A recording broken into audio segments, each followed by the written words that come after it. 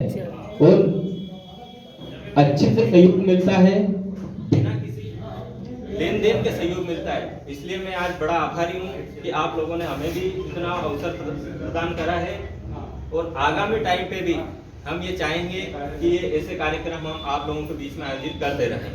अब मैं कार्यक्रम को आगे बढ़ाते हुए हमारे ब्यावरा के वरिष्ठ पत्रकार माननीय श्री गोपीलाल जी चौहान साहब से आग्रह करूंगा कि सबसे छाबड़ा जी, शर्मा जी आइए। इन मुद्दों को लेकर आज प्रेस वार्ता बुलाई है। सर्वप्रथम तो मैं आप सभी का हार्दिक स्वागत वंदन अभिनंदन करता हूं। आम आदमी पार्टी द्वारा जिस प्रकार से राजनीतिक दलों के द्वारा ये कहा जा रहा है कि आम आदमी पार्टी 2023 का विधानसभा चुनाव नहीं लड़ेगी, तो मैं आप लोगों को स्पष्ट बता देना चाहता हूं कि आम आदमी पार्टी पूरे मध्य प्रदेश सहित राजगढ़ जिले की 5 विधानसभा में अपने प्रत्याशी उतारेगी और पूरी दमखम के साथ हम लोग 2023 का विधानसभा चुनाव राजगढ़ जिले के अंदर लड़ेंगे।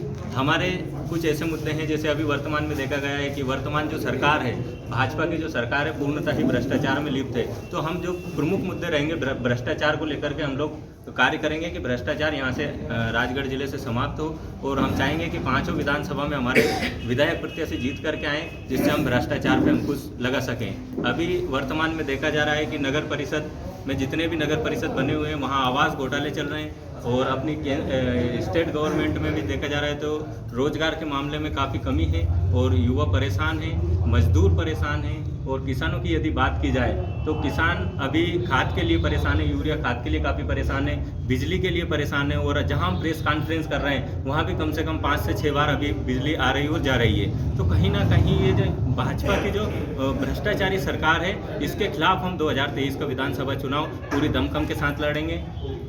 और अभी वर्तमान में देखा गया है कि जिस प्रकार से हमारे पास सदस्यता अभियान जब हम चला रहे हैं तो अच्छे लोग दोनों पार्टियों से निकल करके आम आदमी पार्टी को चुन रहे हैं, लेकिन कुछ भाजपा वाले कहते हैं कि वो तो कांग्रेस की बी टीम है और कांग्रेस वाले कहते हैं कि आम आदमी पार्टी तो भाजपा की बी टीम है। तो मैं स्पष्ट कह देना चाहता हूँ आपके माध्यम से, मीडिया के माध्यम से, कि आम आदमी पार्टी ना तो भाजपा की टीम है ना कांग्रेस की टीम है, वो तो इस देश की जनता की ए टीम बन करके कार्य करेगी और जनता के मुद्दे उठाने के लिए हम लोग कार्य करेंगे। अभी वर्तमान में देखा गया है कि किस प्रकार से लंपी वायरस को लेकर जो अपने वर्तमान की केंद्र और स्टेट की गवर्नमेंट से इन्होंने गौ माता के नाम पर राजनीति कर करके अपनी दोनों जगह सरकार बनाई है, लेकिन हमारी गौ माताएं अभी भी सड़कों पर है और परेशान हैं। इनको लेकर भी हम गौ माता की स्थिति को लेकर भी कार्य करेंगे और अच्छा कार्य करेंगे। यदि हमारी तो निश्चित ही हम 5 विधानसभा में अच्छे कार्य करेंगे। हमारे पहले के पूर्व मुख्यमंत्री आदरणीय दिग्विजय सिंह जी, जिनको मैं तो अक्सर बंटाढार कहता हूं, और हमारे वर्तमान मुख्यमंत्री माननीय शिवराज सिंह जी चौहान साहब, जो कि मिस्टर परफेक्ट बंटाढार है, इन दोनों ने मिलकर के राजगढ़ जिले का जिस प्रकार से शोषण किया है, यहाँ के रोजगार जो स्थापित करने थे, एक ने तो अपने गढ़ में लगा लिए और दूसरे हमारे यहाँ आते हैं घोषणाओं पे घोषणाएं करते हैं, लेकिन रोजगार की कभी बात आती है तो रोजगार के नाम पर पे जीरो रहते हैं साथियों। तो हमें बंटाढार से और मिस्टर परफेक्ट बंटाढार से 2023 के चुनाव में थोड़ा संभूर बच करके रहना है और आम आदमी पार्टी की जो शिक्षा, स्वास्थ्य, रोजगार,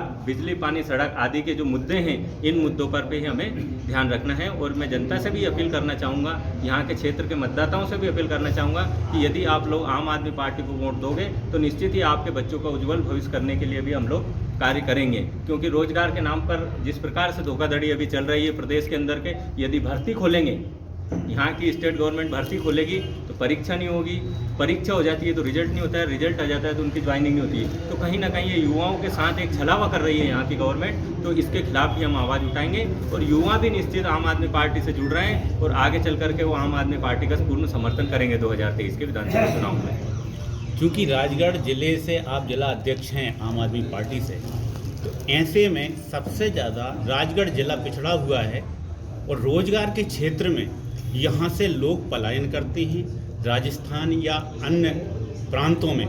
ऐसी स्थिति में राजगढ़ जिले के लिए आप क्या करना चाहते हैं? राजगढ़ के जिले के लिए क्या आपका संकल्प है? मैं पहले ही बता चुका हूँ कि हमारे दोनों एक पूर्व मुख्यमंत्री दिग्विजय सिंह जी और इन दोनों ने मिलकर, वर्तमान मुख्यमंत्री जी ने मिलकर के राजगढ़ जिले का जो रोजगार था वो पूरी तरीके से खत्म करा है। हमारे यहाँ की जनता पलायन करने पे मजबूर है। तो हम यदि हमारे विधायक ये बनते हैं तो निश्चित ही हम रोजगार के नए नए साधन संसाधन उपलब्ध कराएंगे, जिससे यहाँ के पलायन की समस्या भी खत्म हो और यहाँ के क्षेत्र के जो मूलतः निवासी है उनको उसमें रोजगार मिले। ऐसा हम प्रयास करेंगे। बड़े बड़े उद्योग भी हमारे यहाँ स्थापित हो।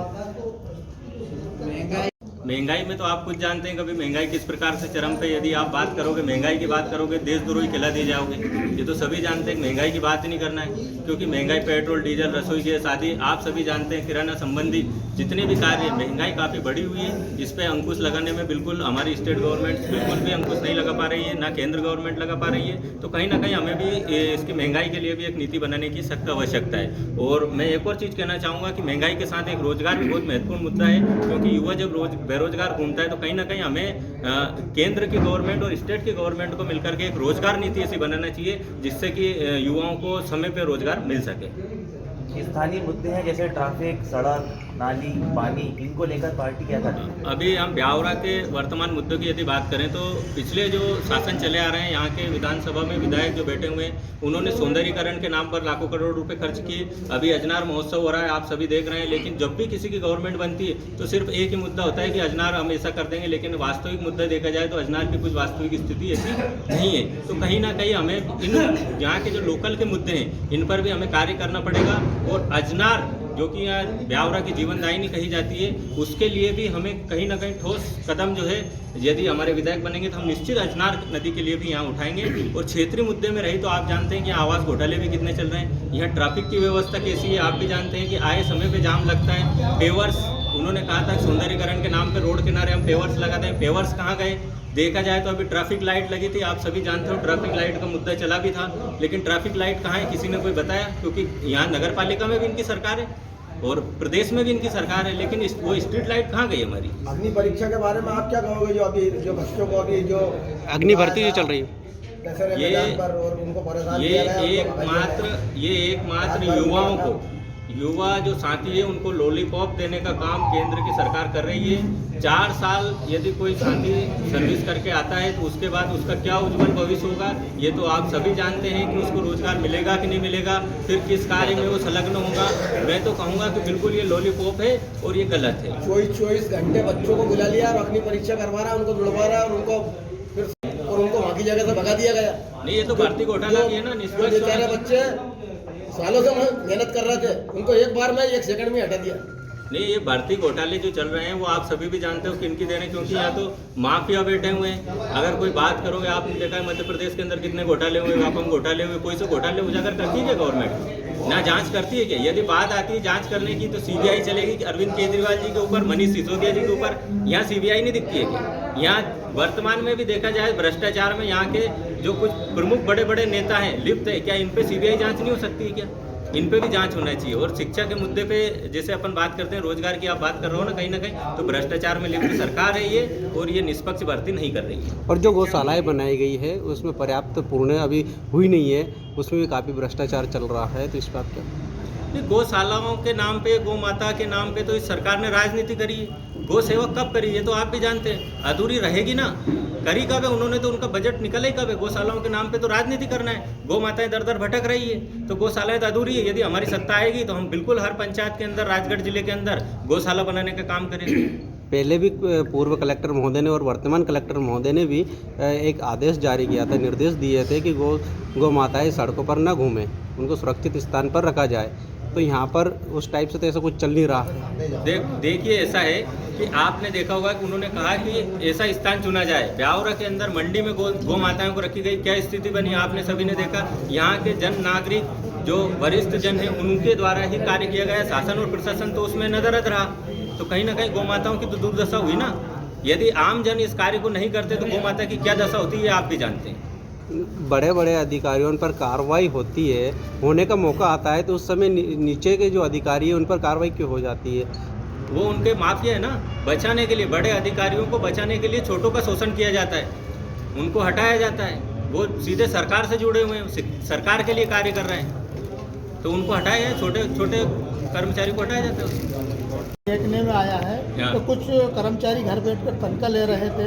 बीजेपी प्लस कांग्रेस पार्टी दोनों के राजनीतिक दलों से रसूख रखने वाले कर्मचारी घर बैठकर तनख्वाह लेते हैं और जिले में ऐसी सभी जगह यही स्थिति है। अभी सुनने में आया है कि नरसिंहगढ़ नगर पालिका के वार्ड क्रमांक 9 के पार्षद के द्वारा भी इस मुद्दे को उठाया गया है। देखिए, क्या ऐसा इस पर है। आप काम करना चाहेंगे? बिल्कुल करना चाहेंगे श्रीमान जी। ऐसा है कि यदि नगर परिषद में कोई कार्य हो रहा है या वहाँ के जो कर्मचारियों की भर्ती की जा रही, तो पहली चीज़ तो एक वहाँ के लोकल के लोगों की भर्ती की जाए, वहाँ जो नगर परिषद के अंदर लगे हुए लोग हैं। अब इसमें हो ये रहा है कि नगर परिषद कहीं और की और भर्ती कहीं और के, कहीं ग्रामीण अंचल से भी भर्ती कर लिए गए, तो कहीं ना कहीं ये वहाँ के जो युवा साथी है, पढ़े लिखे युवा साथी, उनके साथ ये सरकार धोखा कर रही है, वहाँ की नगर परिषद धोखा कर रही है। और इस मुद्दे को भी हम बहुत जल्द उठाने वाले हैं कि क्षेत्र के लोगों को ही रोजगार दिया जाए नगर परिषद के अंदर। अरे वो तो क्षेत्र के लोगों को ही रोजगार दिया, पर जिनको रोजगार दिया वो घर बैठा और दूसरे कर रहा है। मैंने कहने का मतलब वो तो फ्री की तनख्वाह ले रहा है, वो तो कर ही नहीं दिया, काम ही नहीं कर रहा और फ्री की तनख्वाह ले रहा है। इसके लिए क्या कहोगे? ये तो नगर परिषद भाजपा की बनी हुई है, भाजपा के अध्यक्ष बने हुए हैं वहाँ की जगह। भाजपा और कांग्रेस मिलकर के भ्रष्टाचार कर रही है। लोगों जब कर्मचारी लगा है तो उसका कार्य जन सेवा के लिए होना चाहिए कि नहीं होना चाहिए? किसी कर्मचारी की अगर नगर परिषद में ड्यूटी लगाई गई है तो कहीं ना कहीं उन्हें भी जन सेवा का कार्य करना चाहिए। वो भी जनता के लिए ही तो है नगर परिषद, किस लिए? वहाँ के क्षेत्र घर बैठ रहे हैं तो कहीं ना कहीं ये तो धोखाधड़ी है जनता के साथ में। अध्यक्ष महोदय, कि जैसे आपने कहा कि भ्रष्टाचार फैल रहा है, तो इसके बारे में आपकी पार्टी ने अभी तक क्या कदम उठाए? माननीय, ऐसा है कि हम भ्रष्टाचार को लेकर के समय समय पर ज्ञापन वगैरह भी देते हैं, माननीय जिलाधीश महोदय को भी दिया है। और आने वाले टाइम पे आज से आम आदमी पार्टी पूरे जिले के अंदर के, चाहे वो किसानों का मुद्दा हो, युवाओं का मुद्दा हो, चाहे भ्रष्टाचार का मुद्दा हो, चाहे रोजगार का मुद्दा हो, हम चुनाव तक नहीं, पूरी जिंदगी जब तक है आम आदमी पार्टी है पूरे जिले के अंदर कार्य करेगी। इसीलिए आप सभी लोगों से ये आज वार्तालाप करने का हमें अवसर मिला है, ताकि हम आप सभी से रूबरू हो सके, आप तक हमारी जानकारी भी पहुंच सके और हम आपकी जानकारी भी ले सके। रही बात भ्रष्टाचार की, तो वो तो आप सभी को दिख रहा है कि कहाँ कहाँ भ्रष्टाचार हो रहा है, उसके खिलाफ हम निश्चित मोर्चा खोलेंगे। आदरणीय, यहाँ कम से कम 20 साल से नियम सरकार के, गवर्नमेंट के नियम के मुताबिक उनको 3 साल से ज़्यादा नहीं रहना चाहिए, लेकिन ऐसा यहाँ क्यों हो रहा है, इसके बारे में आप क्या कहते हैं?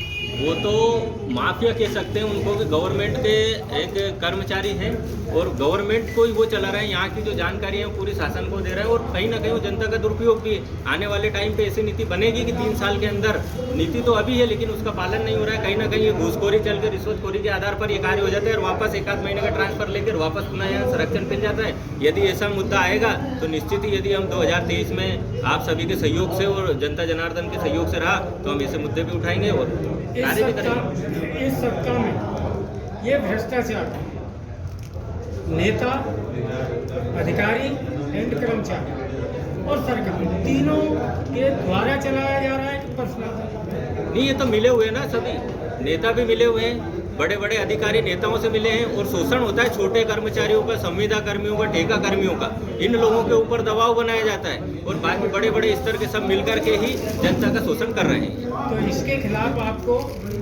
आंदोलन नहीं करना चाहिए? बिल्कुल करेंगे ना। इसी की रणनीति बनाने के लिए अभी जल्दी हमारी बैठक होगी, जिला स्तरीय बैठक। उसमें हम राजगढ़ जिले के जितने भी मुद्दे हैं, चाहे वो किसानों का मुद्दा हो, चाहे वो बिजली का मुद्दा हो, चाहे अभी यूरिया खाद की जो आ रही है, चाहे आप ट्रांसफर की बोल रहे हैं, जो स्थायी कर्मचारी हैं जमे हुए उनकी बात क्यों ना हो, या पलायन की बात क्यों ना हो, या सिंचाई संबंधित बात क्यों ना हो, हम सारे मुद्दों को लेकर के तैयारी करके और पूरी तरीके से हर वार्ड में जाओगे सब क्या नाम तय करेगी।